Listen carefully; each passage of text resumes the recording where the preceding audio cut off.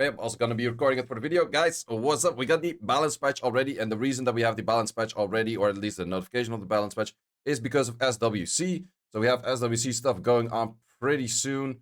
Well, you can see for Europe up there as well. Reason I haven't made the video on this yet, and I'm kind of late on this, is because of me being in Vienna, and the moment that we were about to go into the airport, we noticed like, yo, there is a balance patch note. So I did talk about it with, I was there with Seiishizo and Scribble Bibble. So we did talk with those guys. Did also talk a bit about it with like other people like Gildies, Obabo, Rexes, those kind of guys. So in general, I would say one of probably the better balance patches we had in quite a bit.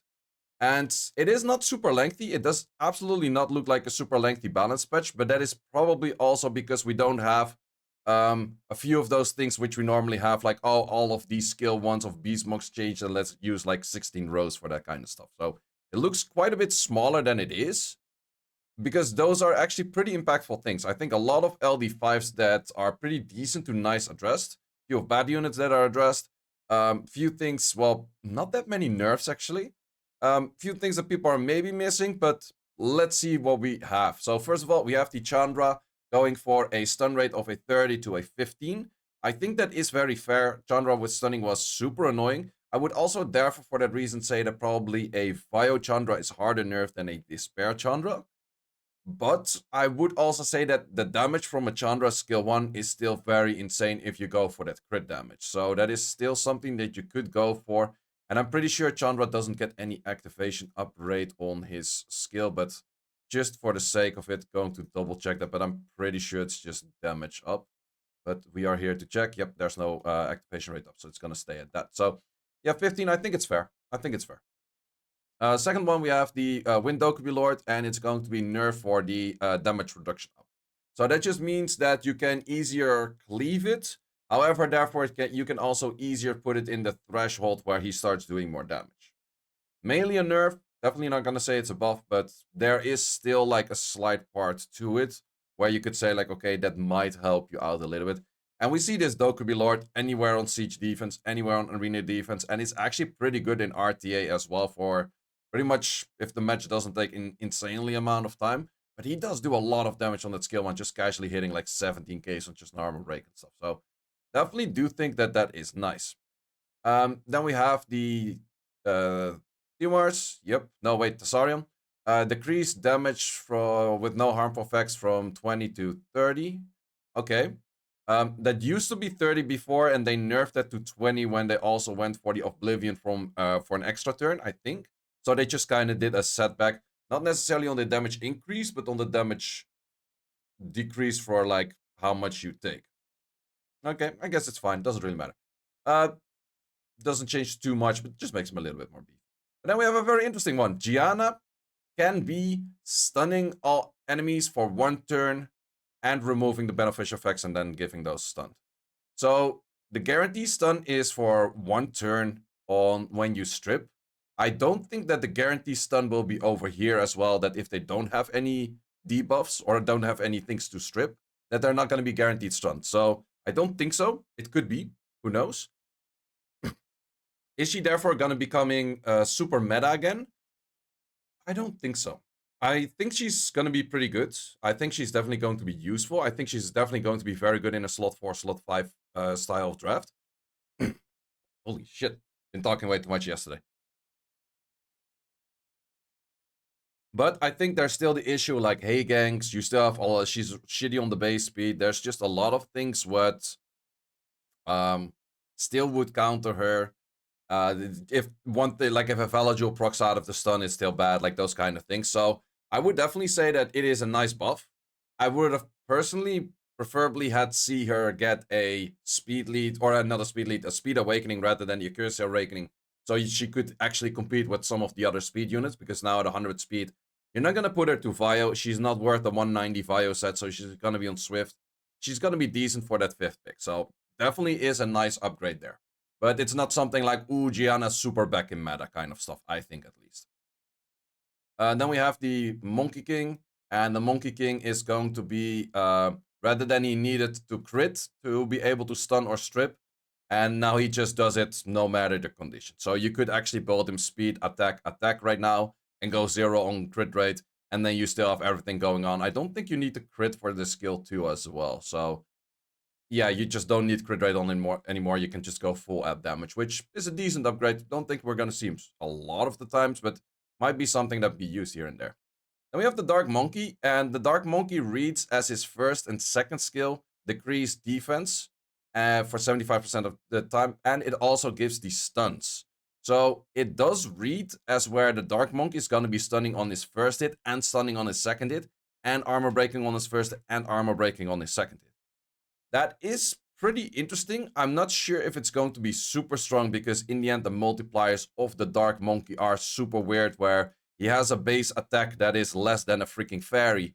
The skill 1 is from base attack. The skill 2 is from base attack, or just like attack, not base attack. But those two are attack scaling fully, and this one is half attack, half HP. So for that reason, Monkey's never gonna deal too much damage because the attack base is just horrendously bad.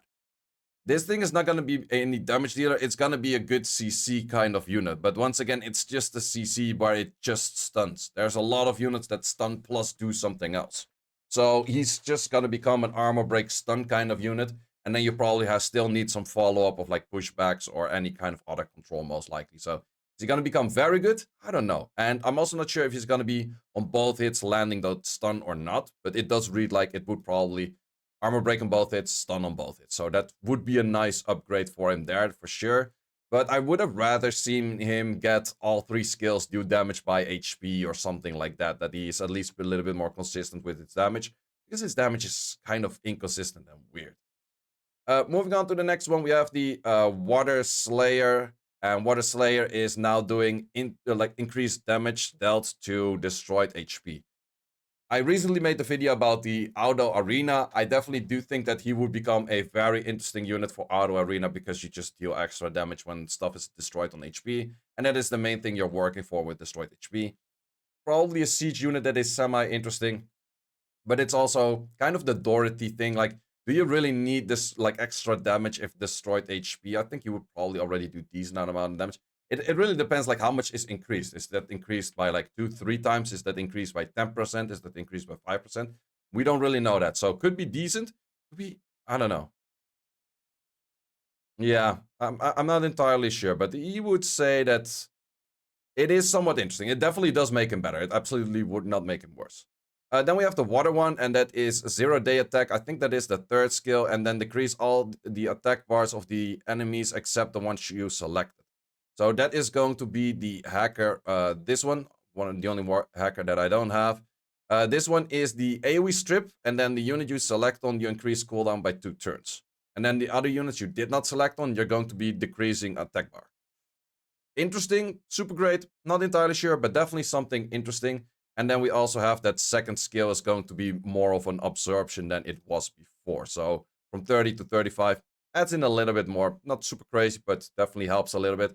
Especially to get in, like, if you would land on 3, you nearly have a full attack bar, whereas before you wouldn't really have that. You were, like, a little bit far away from it. So that helps out a bit.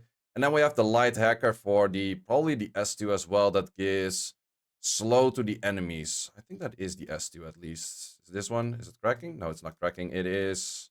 Oh, it's actually on the S3. So this one is going to give immunity to yourself. All enemies are going to get suppression and then also slow.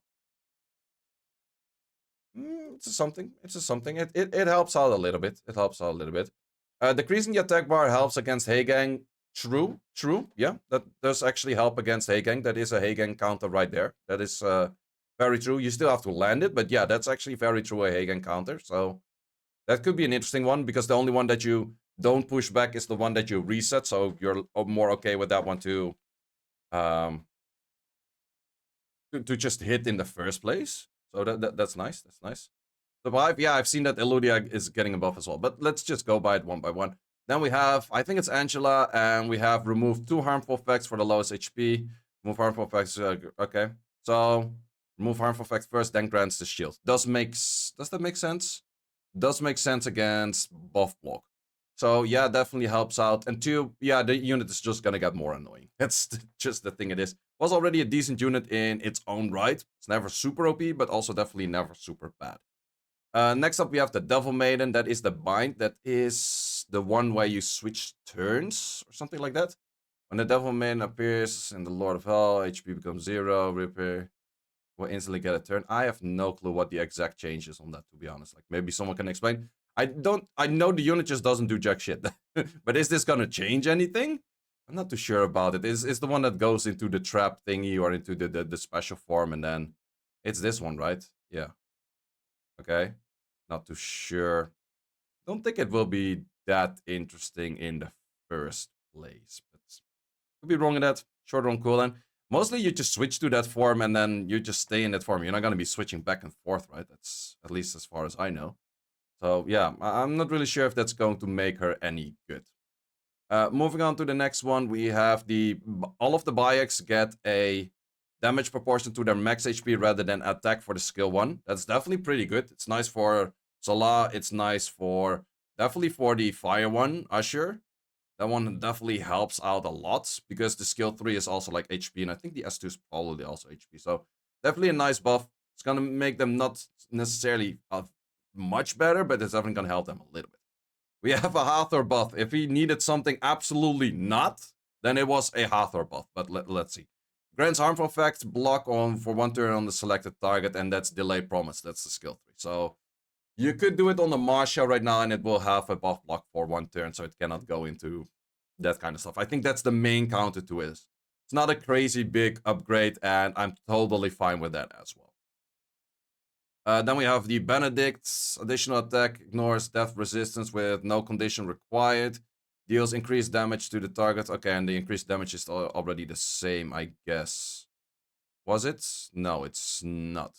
But it is the ignoring the without any effects required. So in that case, against Juno, oh yeah, against Juno is pretty good as well. For the Hathor at least. But in this case, Benedict is becoming a hard counter to Julian because Julian was kind of hard to kill because you had to be below the threshold and then you killed, so you didn't always kill kind of things. But in this case, Benedict can just go straight through a Vanessa Julian and just one-shot it, which I think is a lot better than what we sometimes try to do with a Rocky or something. So I think Benedict is going to be pretty interesting. Fire Cassandra's as well. Fire Cassandra's is going to be slapped by Benedict's. So those are definitely a pretty strong one right there. Then we have the Light Phoenix. Eludia is now going to be an attack bar booster, which is insane. It's going to be an armor breaker, damage dealer, stripper, attack bar booster. That is fucking loaded, bro. This also means that you can go for a Leo Eludia, and the only thing you need is an attack buffer and a damage dealer. Or in the case that you have a Sarath, you just need the Sarath, you're done. Or in the case of a Talisman, you need the Talisman, you're done. You have a free slot for like a Mephisto or anything you want to use.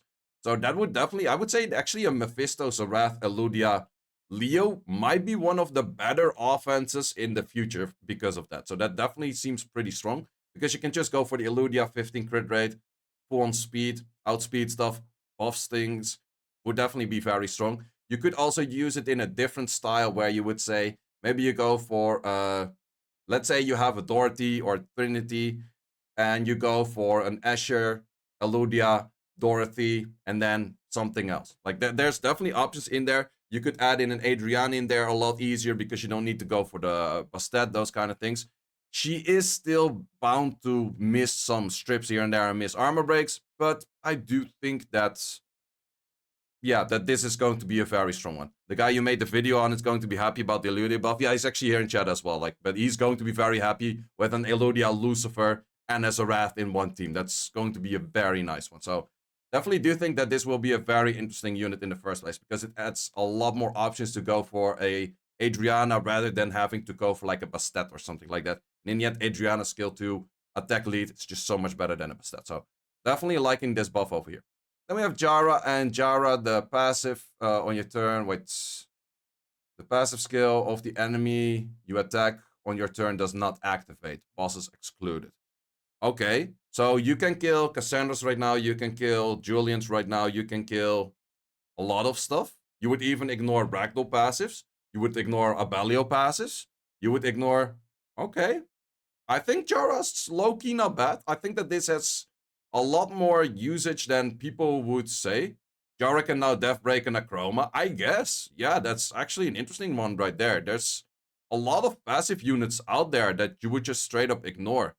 And also, you can hit something on a, like, you can hit a Hey Gang. Like, you can, Hey Gang passive not gonna work because Jara strips, right?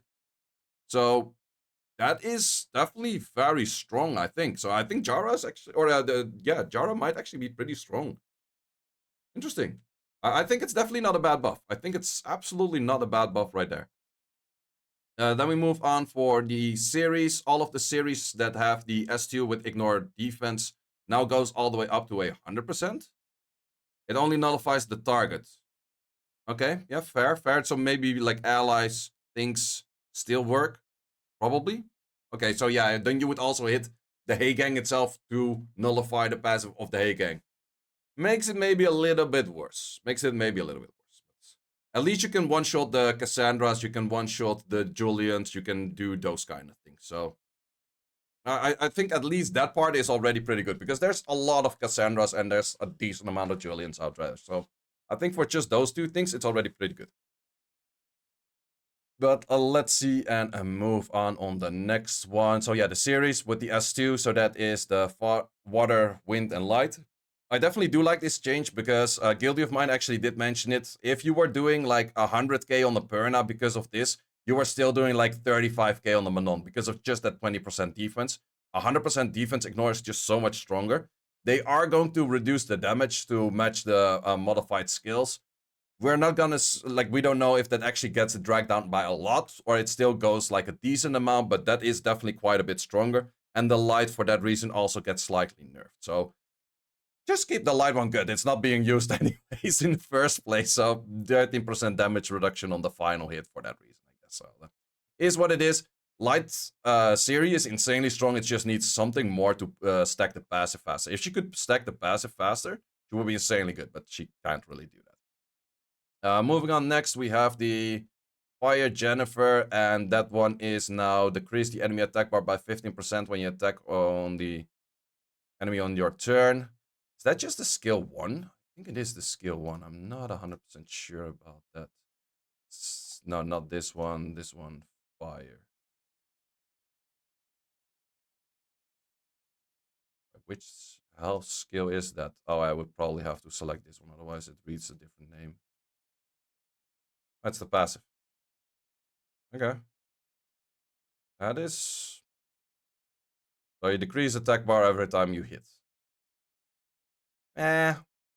It's okay. It's nothing crazy. Whatever.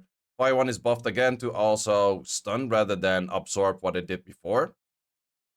Okay. Then we have the barrier, which is was removing harmful effects, now gets immunity for 2 turns. We're gonna see about that one, because that was the one that I thought was really weird.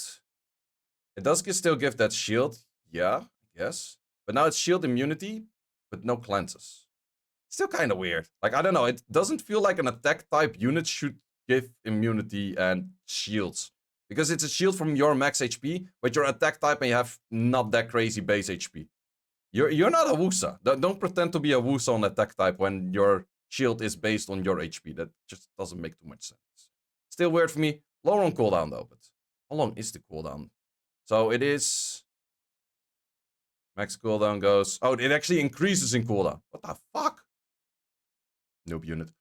Next off, we have Ginger Brave, and Ginger Brave was removing before, and now it's stealing. The stealing effect was low rates. It was not super high in the first place, I think. This thing is a Ginger Brave. Which skill is that? That's going to be Candy Break. Candy Break is the S2. Okay. It's not too bad, not too bad. It is a pretty decent skill, I guess, in the first place. It's not super crazy, but it's a decent skill. Can be built pretty fast, so it has something. Miles is gonna get a buff. That is actually a pretty interesting one. I was gonna say Miles kind of slowly went out of meta because of Chandra. Chandra just hard counters a Miles in the first place with all of the slows and shit. But this is going to be from a 30 stun to a 50 stun. So that 50 stun is going to be a 70 stun. That is a decent amount of getting stuns on that Miles. So that might actually be a comeback potential for that Miles. Next off, we have the Wind Striker that is going to go for lowering cooldown. This thing has been buffed like a million fucking times. And in this case, it was removing shit before, now it's stealing shit. Yeah, it is a something. I'm still not too sure if Kashmir, I think it's Kashmir, right? Whatever his name is, yeah, Kashmir. Wall of fucking text. Wall of fucking text. So yeah, I'm not sure. It is a something. It is nothing too crazy. It's not buffed on Miles. No, it is actually buffed on Miles as well. So Miles is also buffed for a higher stun chance. Or Miles is buffed. I mean Jackson. Jackson is both with the Miles, so both of them have a higher stun chance right now. So it definitely is decent. Like it also makes Jackson a better stunner. Next up, we have the Van Cliff. Man, Van Cliff has been changed so many times. Any Van Cliff owner out there telling me that this is a good buff or a bad buff, because now it's just removing them and more defense break or something like that. But that skill is so overloaded, I actually have no fucking clue what it does anymore at what given moment. Is it good, yes or no? Because I don't think it is that great. It's a good buff? Okay, fair. It might be something decent. We might see a little bit more Van Cliff here and there. If Van Cliff actually lands a lot of the shit, he might actually be strong. But that's the issue. He's still like, oh, has to land this shit to be strong. Same with the Kashmir. Like, if they land that shit, they're good. If not, nah. Next off, we have the Hypno Meow with a skill 1 that can strip. So you can strip into a sleep in 1 turn. Can be okay, not that crazy. We have Robos that now have, or at least a Fire Robo that used to give 50% ATB whenever there was an additional turn on the enemy. Now it's 25. But your skill 2 goes 1 lower on cooltime. That is definitely pretty nice. The only issue what I always had with a Fire Robo is you don't really want to throw another Despair set that's faster than all of your other units at that unit. So is he really worth it to put it on Despair, or is he still going to be Swift, or just Despair on slower than the rest of your units and you're just waiting for that Fire proc to happen? Maybe. I'm not 100% sure yet. He looks slightly interesting. Then we have the Fire Dryad, which is... her name was something with an N, right? This unit is not used that much. This one, Nisha, I was with an N. So it's going to be this skill, which is going to be slightly changed. Increased duration of beneficial effects granted on all allies by 1 turn. It is a 4-turn cooldown. Okay, so you're shorten it from the enemy, prolong it on your own. Okay, I'm not really sure where they're going with that, but fine. And then the next one is the Mandrake, which is the Hyannis, which is the dark version. Now also gives 10% damage on the enemy if there are no beneficial effects or harmful effects. Or if they have. Yeah, if they have, then you do the 10 extra damage. Kind of okay, not super great. Maybe for a TOA thingy some here and there. I guess it's okay. But those are all of the units. I definitely do think that there are a few pretty interesting ones out there. I think both of the Phoenixes might be pretty interesting. Benedict seems to be pretty interesting in his niche position. Dark Monkey and Gianna might be interesting in their niche positions. I would say that the series on the skill 2 is definitely a very nice upgrade. JJ Brave might be a nice upgrade. So in general, I think there's a few nice things to it. I think the Chandra nerf is fair. Dokubi Lord nerf is also fair. People were asking how about like a Julian buff or something like that. Well, I think there's not necessarily, or not the Julian buff, but a Julian nerf. There's no necessarily Julian nerf, but there are a few units to more counter Julian, like that Jara, like that Benedict. Sure, there are other LE5s, but they're trying more on like nerfing or like buffing other things to nerf things. So I would say that in general, it is a pretty solid balance patch. I think like, especially before SWC, you don't want to change the whole meta and start like super, like creating a new Oliver, creating like a new Nana, like those kind of super OP units, like getting Molong back in his OP state. You don't really want to do that just before an SWC. And I think they did do like a decent amount with that. Why buff Cigar? There's no Cigar buff. So yeah, I think that in general, they did address a decent amount of units. It's not really too much Siege focus, but also this balance patch is not going to be affecting any Siege tournament, because the Siege tournament is probably going to be in 3 months, and by that time we already have a new balance patch. So I think that it is pretty nice in general. So yeah, I like this patch. I like this patch. I would give it a solid 9 out of 10. And that's one of the higher rates I've given to a balance patch, Sure, a few units I still have to see like how it actually works out, like the Dark Monkey, like the Gianna, bunch of others out there. But I would say for the timing that we didn't expect anything from a balance patch, it gave me a pleasant feeling of like, okay, it looks decent. Could have been some different changes, but I like it. I like it.